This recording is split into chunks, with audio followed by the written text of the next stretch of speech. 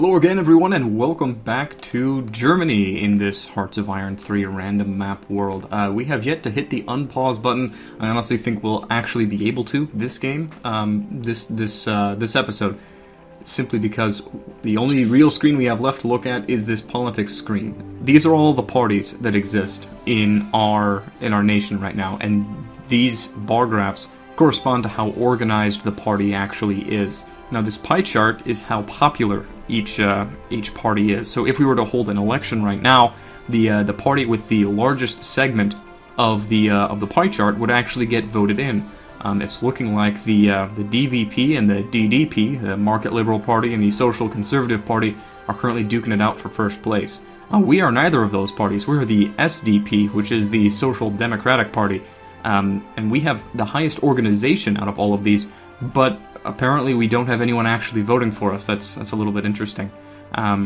So if an election were to occur right now, we would get just completely voted out of office. We'd have a different government. Luckily, we have 48 months with which to, I suppose, prove ourselves to our population. And we did set our spies to improve our organization here.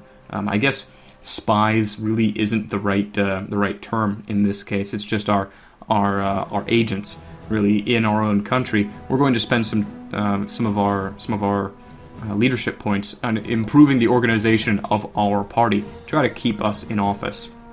The popularity changes based on how many cabinet positions you give to different party members. So if I were to set my head of state as one of the Communist Party people, their party would increase in popularity. They wouldn't increase in organization, but more people would tend to vote for them.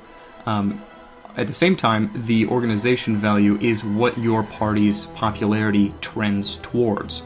So you can see the DDP, they have a 16.5 organization, but currently their popularity is at 25%.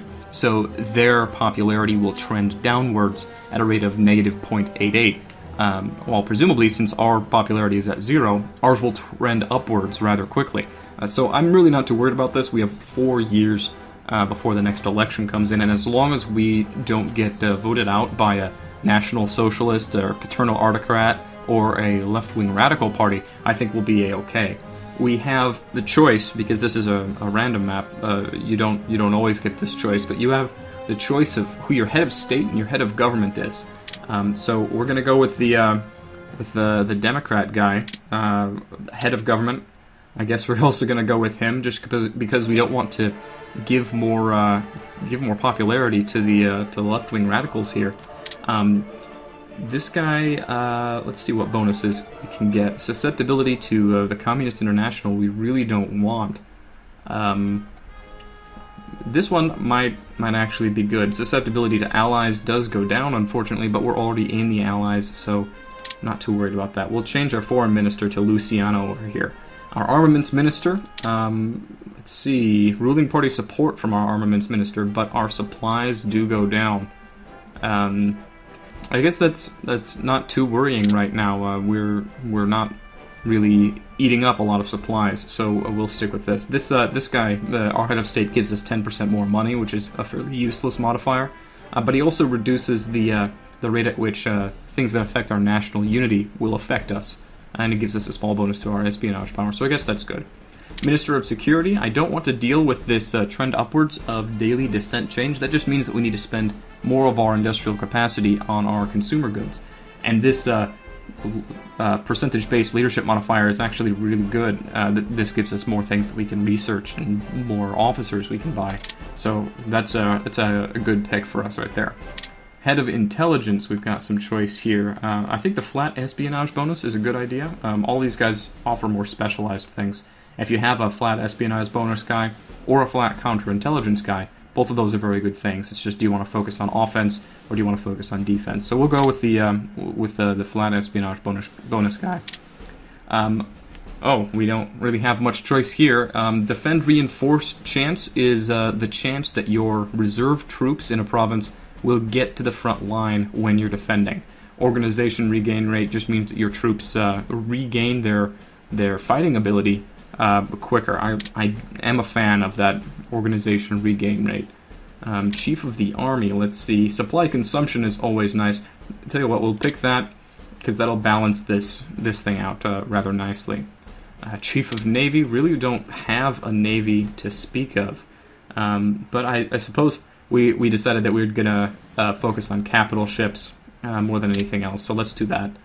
And our Chief of the Air Force, right now we're building light aircraft, so yeah, if we have a non-communist option for light aircraft, looks like we don't. Yeah, let's do it, why not? We'll have a left-wing radical Chief of the Air Force. It's not that big of a deal. In terms of our laws, all of these give various modifiers to your country, and you can change them if you have enough money and you meet the conditions. So right now, because we're a democracy, we exist in an open society, which means we are much more susceptible to spies infiltrating our country. We get this law for free, but it's really not beneficial to us in any way. If we wanted to go to limited restrictions, which we could do if we were at war and our popularity is at least 50%, then the counterintelligence negative would go down to 10%, but we'd have more efficient partisans. We'd also save a little bit of industrial capacity on producing consumer goods. This might not be an option for us until we get our party actually, popular, in charge, and more organized. We'll see how well that works. It's impossible to do a totalitarian system unless we are either the Communist Party or the National Socialist Party. Let's see. Repression is possible if we are at least 70% popular and we're at war. So we could go all the way down here being a democracy, which would increase our support, increase our counterintelligence, decrease our consumer goods during wartime, but also increase our partisan efficiency. Right now, we qualify up here for a better training law. Like I said in the first video, we don't have the $88.2 to afford that, but we can move from basic training all the way up to specialist training. We can afford the associated costs of enacting this law. This makes our units take 20% longer to recruit, but instead of a 10% experience bonus, they get a 25% experience bonus, which is spectacular. This is percentage based, so to equal regiments, equal in all of the things going up against each other, but one of them has 15% positive modifier on everything it does, is a really big deal. That does mean that we'll have 20% less men on the field given the same amount of time. And oh boy, who doesn't love pop-ups? Yep, thanks. I did all that myself. I don't really need a pop-up about it, but hey, whatever works. Yeah, it's yelling at us because our stockpiles of fuel will be gone soon. Yeah, that's not really spectacular. But at this point, I think we're going to actually unpause the game. Isn't it spectacular? We're going to actually up the speed and unpause. Yay! Alright, so right now all that's happening is all of our troops that are on the mainland here are going to move and redeploy to our capital.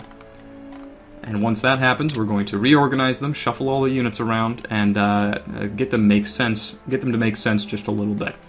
These guys down here, they can just chill for a bit, and our Navy can just sort of chill as well. It makes sense for them to be down there. One thing we haven't discussed yet is that, the options that we have available to us, other countries also have available to them. So we've just learned that even though we aren't spending our diplomatic influence points on the country of Munster, they've decided to align themselves closer to our faction anyway. So if we go into the diplomacy screen and find Munster, Munster's right here. They were actually pretty far out of our reach, but they've decided that they're going to spend their points to get an alliance with us rather than anybody else. That all of these countries have also decided the same thing. We are spending 1 point on Ukraine and 1 point on the United Kingdom, but the rest of these guys, Estonia, Munster, and Galicia, are doing it of their own volition. And look how far we've moved the United Kingdom already. It's only been a few days. Occasionally, things will happen that affect your requirements for for consumer goods, for upgrades, for reinforcement, and for supplies. Looks like we're using just a little bit more supplies than we used to, and our production isn't sufficient anymore. So we're gonna increase the amount of supply production we're doing, and that 0.12 descent has finally gone away. So we're just going to do it just a little bit over, so that any wishy-washy stuff will be taken care of, and sink the rest of that into production. We're doing pretty well.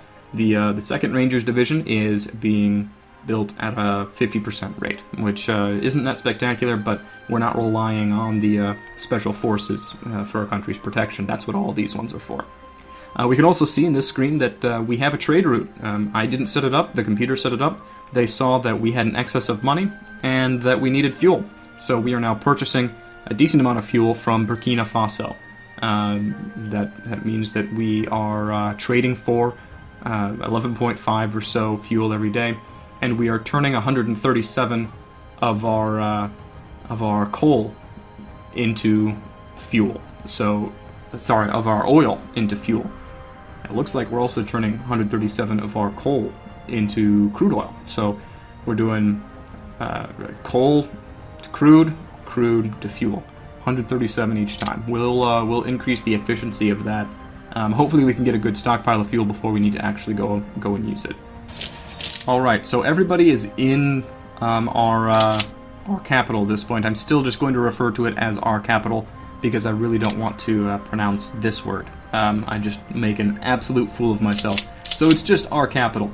And basically what I'm doing now is creating a new unit out of all of these and splitting off the light armor from the infantry. And I'm going to send the light armor all the way up here, just so that it's all in one place and know where to find it when we need to actually deal with it next.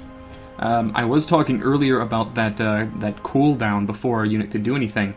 Because we strategically redeployed everyone here, we can basically pretend that they were taking trains.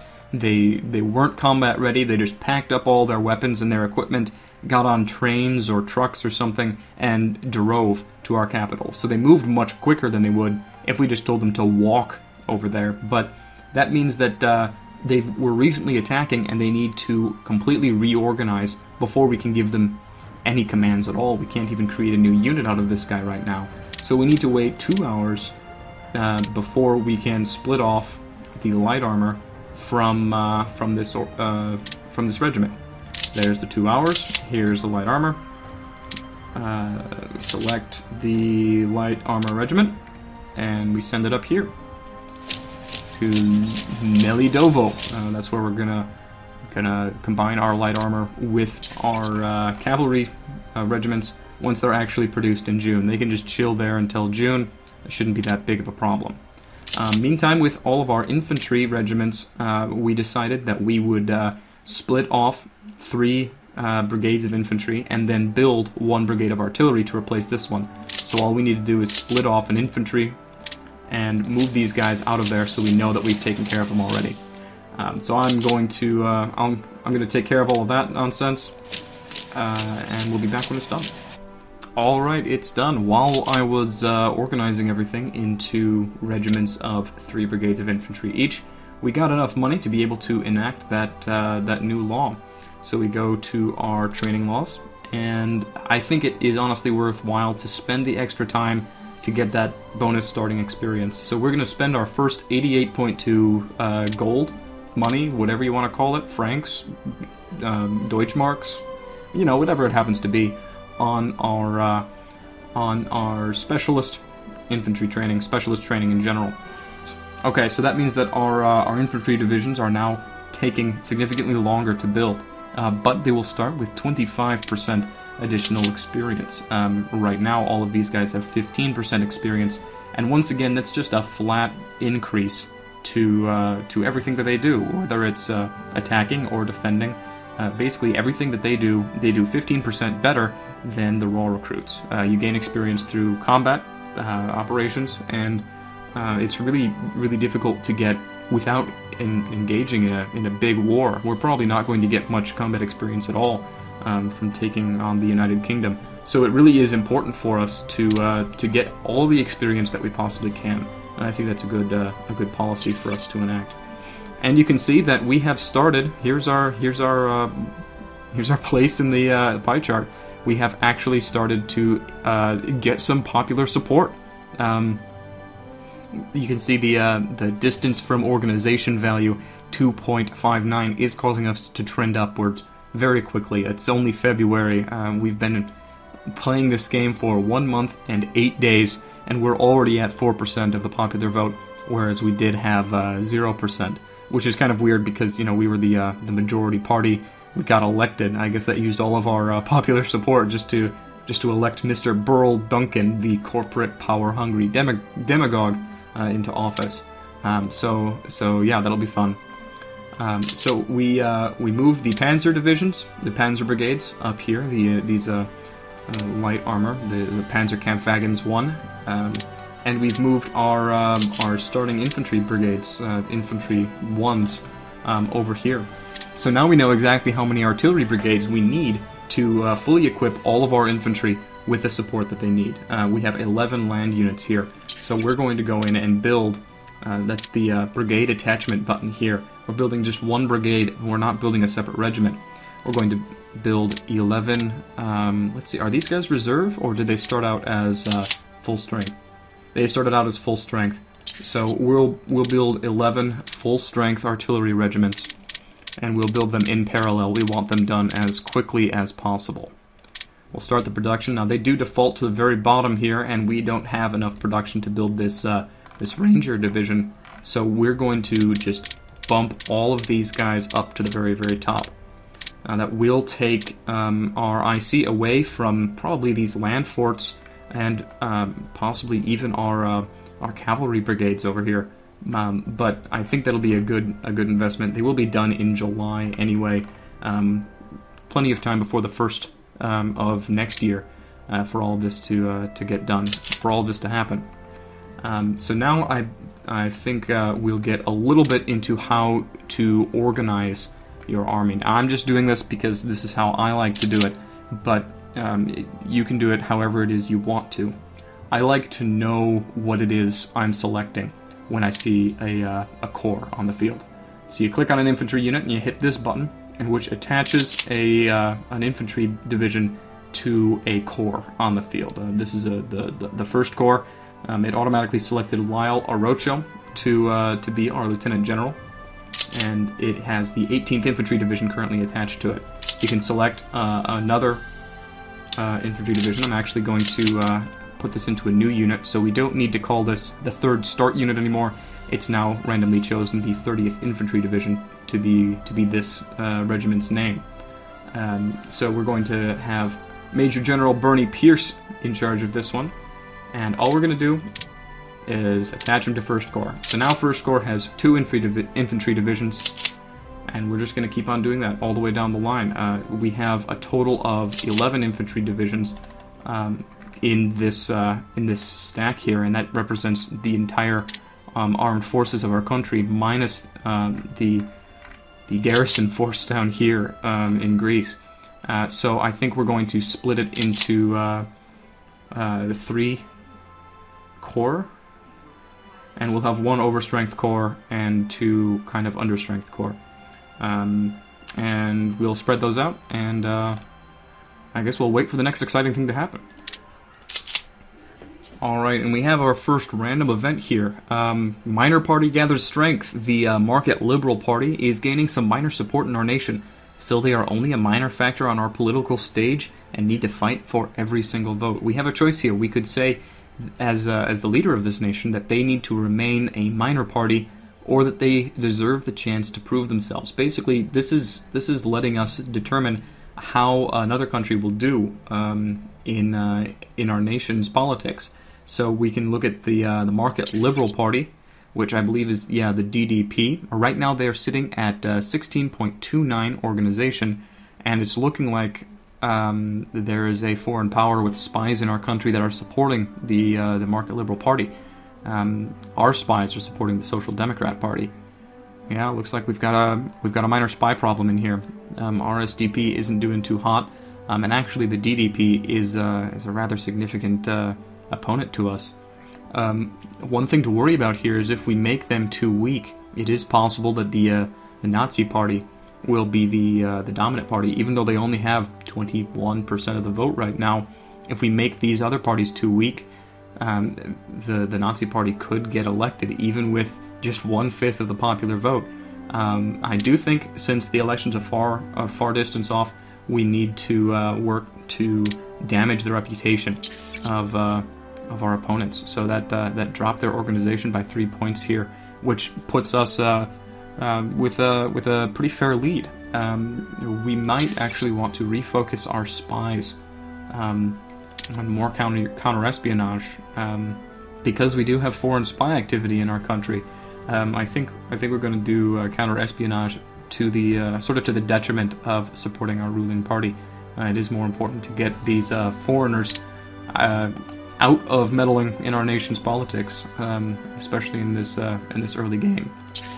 And we now have the need for more consumer goods than we were producing, so we're going to need to redirect some of our industrial capacity away from our production there.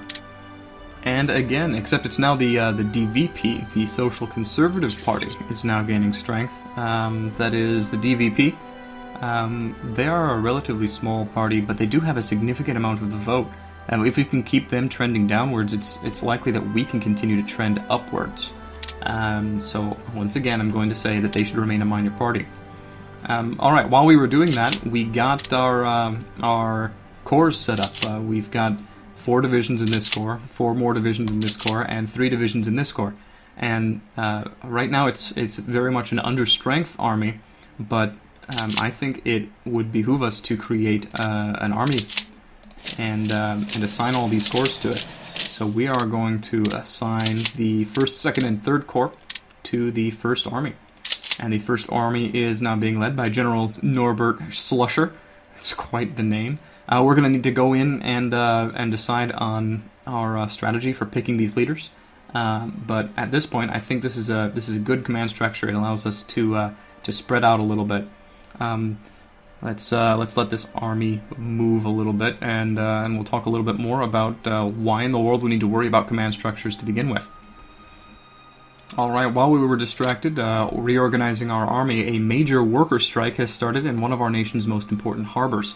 These unions are demanding better safety regulations and higher wages. So we can risk gaining a significant amount of dissent and actually regiments rising up in revolt in one of our provinces, or we can deal with them, which will lose us organization but gain us popularity in the polls. We are working to increase our organization right now, and we don't need to worry about money or really naval base efficiency.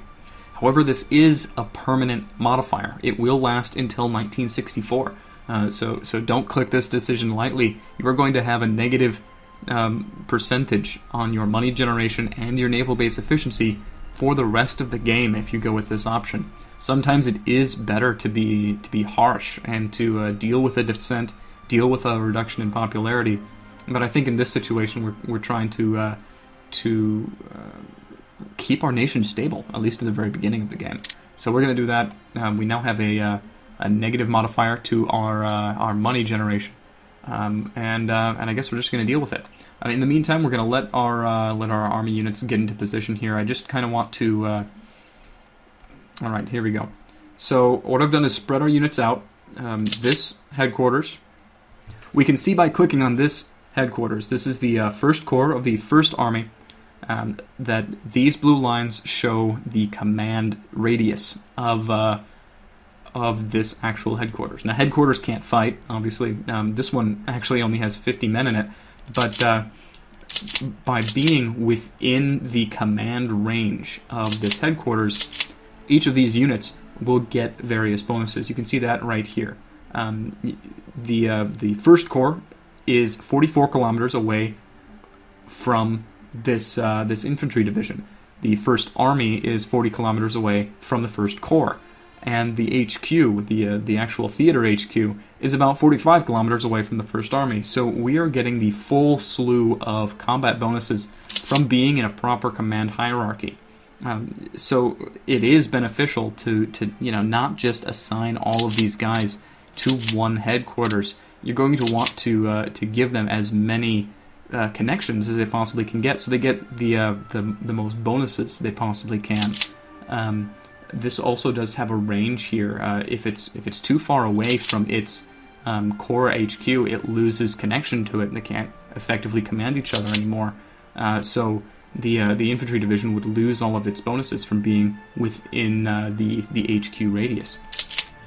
So really, you need to balance making full armies with your fronts, because it doesn't make sense to have one army and then spread them out over this entire border. You're never going to get the full bonuses for each of your troops. Sometimes it is better to have understrength and understaffed armies rather than one fully strengthed army, just so that you get all the command bonuses. Right now, I'm not too worried about that. It's only March. We still have until January of next year before we're going to invade the United Kingdom. So I think we're just going to let the game tick for a little bit longer, and we'll see what happens. Alright, I let the game tick for about 2 weeks more, and I noticed that we have a bunch of free spies not doing anything. What that probably means is that, yep, we are capped out on the number of spies, both in our country and in all of the countries that we've designated as countries of interest. You can see that the nationalist Spain has dedicated 7 of their spies to counter-espionage, and Alaska has dedicated 8 of theirs to counter-espionage. We could dedicate ourselves to killing their spies, basically. I think this is a good thing for us to do. We will want to take covert actions in their country at some point in the future, and we can't really do that if their spies are focused on finding and rooting out our own spies. But having max spies in a country does mean that we have a fairly accurate, not 100% accurate, but a fairly accurate view of the current political structure of this country. We can still see that the leader of the Axis really doesn't have that strong of a fascist movement in his country. He really doesn't have very much support. So a coup in this country might actually be a reasonable thing to do. We also see that they only have 106 industrial capacity. That's really not that much. We don't need to worry too much about nationalist Spain until it gets a significant amount of allies. And in Alaska, we see they're actually stronger. They have 131 industrial capacity. But them being communist, they have a pretty sizable lead over both the democratic factions in their country and the fascist factions in their country. So they've got a secure lead. They have a significant amount of leadership, almost as much as we do. Possibly more than we do, actually. Let's take a look. Yeah, actually, they generate more leadership than we do as a base. It's just our modifiers that bring it up as high as we are. So that's pretty scary. They're going to be doing a lot of research. We might need to take that out early on before they get really that much of an advantage on us. But we are going to counter-espionage. They are counter-espionage, and we're going to do it here too. And in the United Kingdom, this is a smaller country. It looks like our estimation of 25 factories was correct. That unfortunately means that these guys really aren't going to be that good of a conquest for us, except for the fact that it'll consolidate our borders a lot better. This is one long border to defend against. This one's nice and easy. So we'll be looking to take them over. Probably next would be Sweden, unless we decide to invade down into the south, try to hook up to our Greek holdings. But I mean, we'll cross that bridge when we get to it. But these 19 spies are just chilling at home, not doing anything. So let's begin counter-espionage, and let's begin increasing the perceived threat of this nation.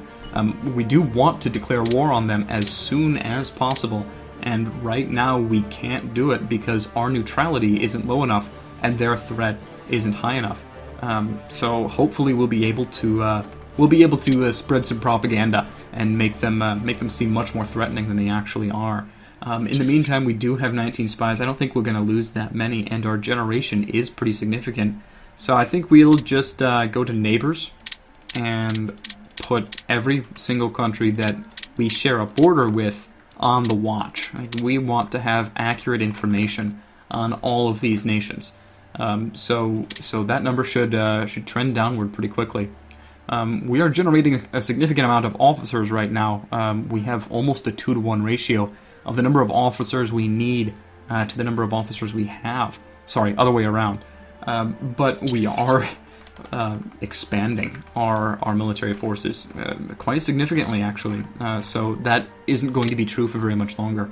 Once again, I think we're just gonna let the game go. We are trending upwards very quickly in terms of our fuel stockpiles, but our crude oil we're actually using significantly more than we can convert. I was wrong earlier when I said it was a 1-to-1 ratio. For every 10 of these that we end up converting, we get 1 crude oil. So for every 10 energy we convert into crude, we only get 1 crude. It looks like negative 137 here is positive 137 here. So this is a 1-to-1 ratio from crude to fuel, but this is a 10-to-1 ratio from energy to coal, from energy to oil. So this energy to oil conversion will bump that up to a 10-to-2 ratio or a 1-to-5 ratio, which is spectacular. It's a significant improvement. I think we do need to invest heavily in that line of research, because we are going to be very oil poor, and so is every other nation in the world. If we have a leg up in that, we'll actually be able to use our tanks once we get them. Alright, and now we can see the fruits of our espionage efforts. We counter-espionaged and increased threat here in the United Kingdom, but their number for counter-espionage is now down to 2.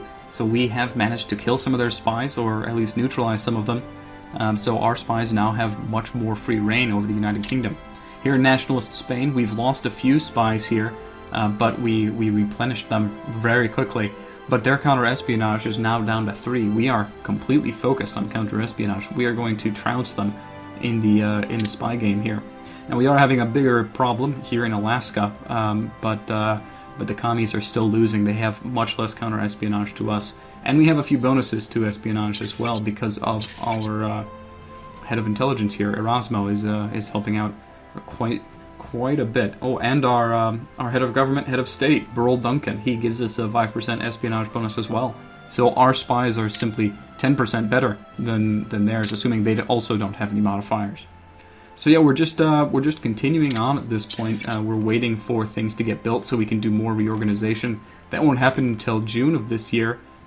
June is when we will also get our first 2 air divisions. We are basically investing our entire infrastructure, our entire industry right now into infantry divisions and artillery regiments.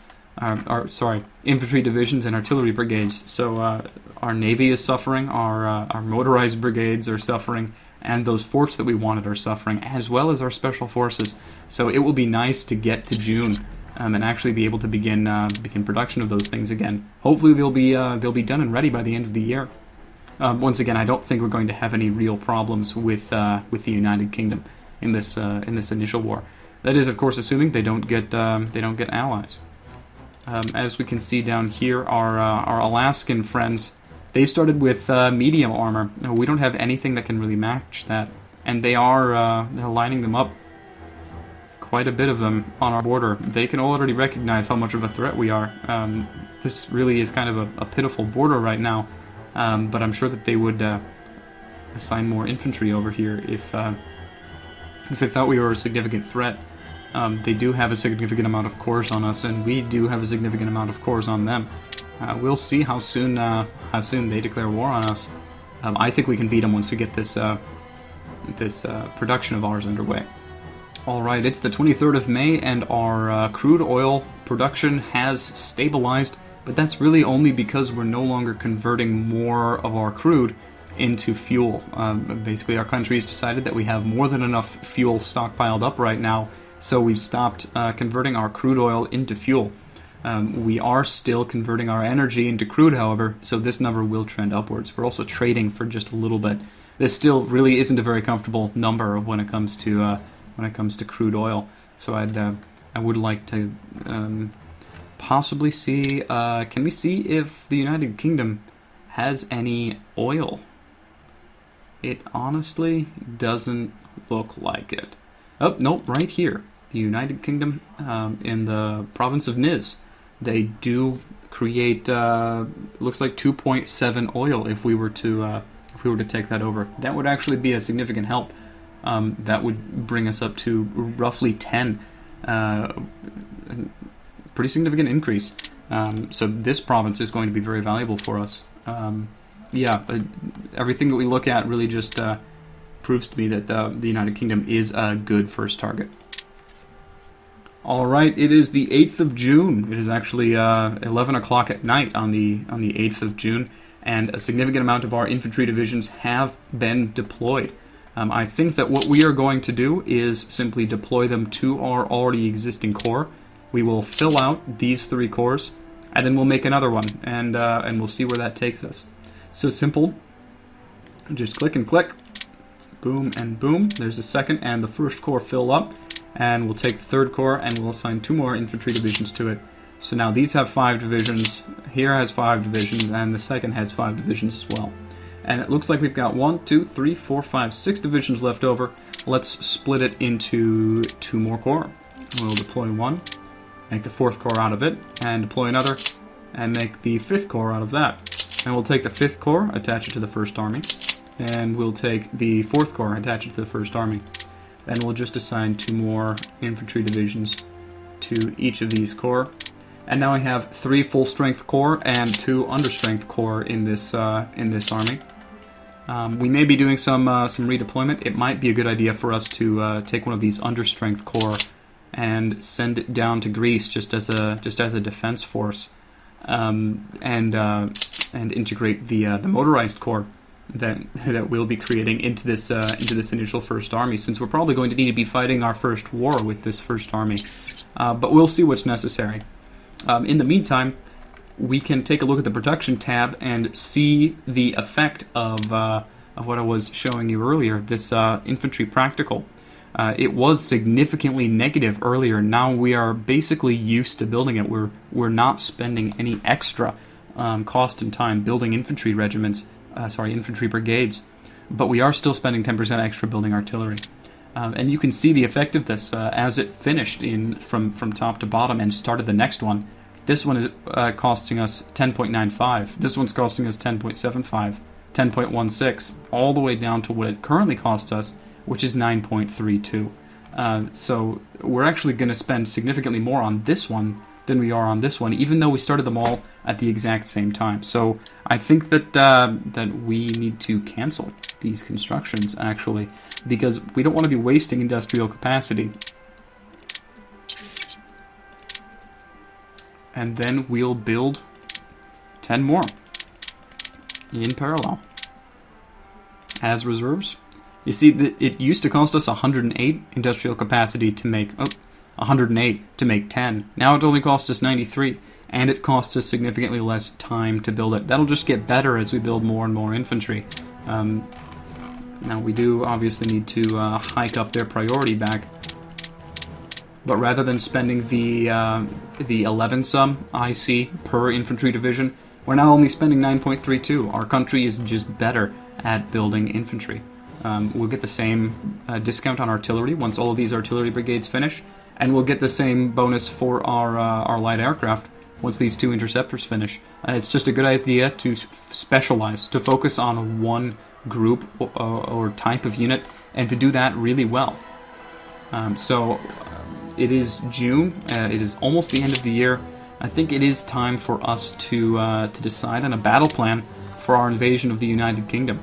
I think we'll do that, and then we'll probably end up calling this episode here. This is something that was added. It wasn't part of the base game. I honestly don't remember which expansion it was from, but you can create new plans and give them names. So I think we're going to call this one Divide the Kingdom. Ha ha ha, I'm so clever. And then we can actually draw battle plans on our map and see what our plans are. We don't need to just make it up in the middle of battle. So there's our front line.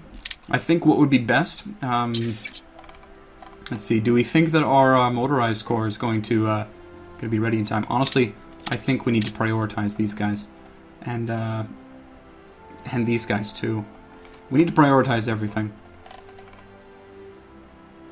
Okay, I'm going to take a few of these infantry divisions. We're going to keep building 1, 2, 3, 4, 5 of them. We're going to keep building 5 of them. But we need to get these motorized brigades up and ready to go. Alright, November. They'll be deployed in November. That means they'll have 1 month of gearing up before January. They can get their morale back, get their organization back up. We can get them into position. I think that'll be good. That'll be a good thing. And these ones will finish in July, at which point we can switch to working on our infantry brigades. So we're going to operate under the assumption that we will have 3 armored regiments. They'll only be light armored and they'll be cavalry, but they will move quicker than all of our infantry. And I think the best bet would be to take this this thin point right here with our motorized our cavalry, starting right here, all 3 of them, and we're just going to push right across there, right into there. Let's use a smaller one. We'll use a smaller arrow. We're going to cut them in half, and then new front line will be right here and right here. We'll obviously need to push in. This is more than 3 provinces, so we'll need to push in with infantry from this side as well. So we'll need to dedicate our motorized corps and probably an infantry corps just for this cutoff. I don't know how many troops the United Kingdom will have deployed in this salient here, but I would like to destroy as many as they do. Yeah, that'll need to do it, and we'll deploy a full infantry corps up here as well. Move all of these guys down in through here. In the meantime, we'll just need to deploy our normal infantry along these lines. Presumably we'll need a lot less infantry around here, just enough to counter what they deploy in this salient. And then we can cut them off and isolate them and destroy them. In the meantime, what is necessary for beating an enemy in a war is capturing their victory provinces. So we need to capture this province, which is their capital, and this province, as well as this one, which will be in their salient. We need to capture the rest of these provinces. Don't matter. We only need to capture the victory ones in order to convince them that it's worth surrendering. And in fact, we only need to capture 2/3 of their victory provinces in order to really force them to. So we may not even need to take their capital. Looks like we can just take this one, this one, this one, and this one. Conveniently, they're all along the border, and then enough of their victory provinces will be captured that they'll just surrender anyway. Yeah, I think that's going to be our plan. This will be a nice, easy war here. All right, so this is going to be phase 1, and then in phase 2, it's just going to be a simple matter of taking their victory provinces away from them. We'll make these ones green. Take that one, take that one, close the pocket, take that one, and take that one, and then they should surrender. That should be it. At the end, our borders will look very ugly. It'll end up looking something like this. Ugly, ugly, very ugly. But it gets the job done. Yeah, we don't even need to occupy the majority of their country in order to really take them out. It's just we need a corps to take out these ones, another corps to take out that one, and then maybe 2 corps deployed up around here. So we have, let's say we have, yeah, this will be good. So the plan is to take this full strength corps, the first corps, and move them up here. We'll use the first corps with our motorized corps when that deploys to cut them in half, and then to take over Yardsevo. We'll use one of our understrength corps out here, and we'll deploy them against the enemy. Hopefully to just pin them down, make sure they don't cause too much damage behind our flanks. We simply don't have enough troops to cover this entire front line. That's not going to happen. But if we can force them to surrender quickly, that will be best. We'll have one full strength corps over here to take out Ivanovo.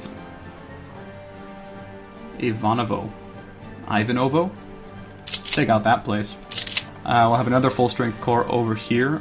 Their job will be Niz. That's that oil province. And then we have another understrength corps. Let's see, where have we deployed everybody to so far?